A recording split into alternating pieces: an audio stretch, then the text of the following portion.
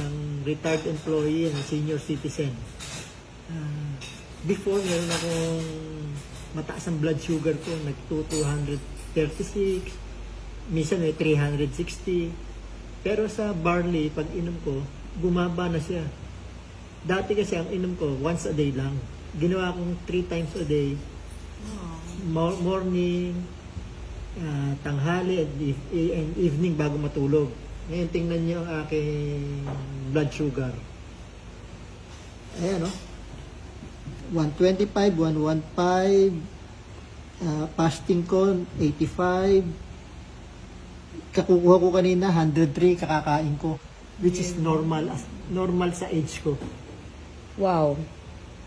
Amazing talaga. Ilang sachet po kayo per day? 3 sachet a day. 3 sachet. Isang morning, isang tanghali, Lunch, and okay. evening, bago Wow. matulog. Oh.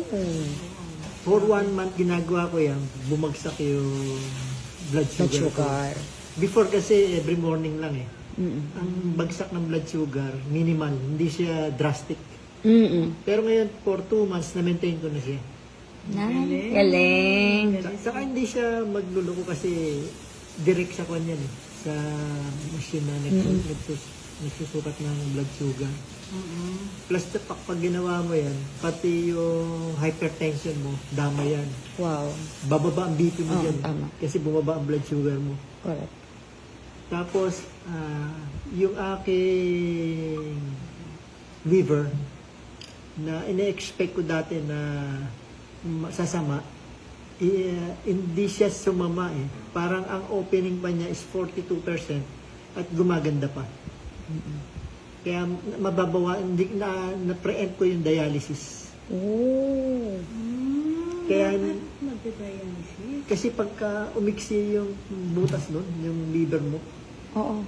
magda-dialysis ka talaga. Ouch. Magastos. Kaya magkano lang naman ang barley as compared sa dialysis. Galing.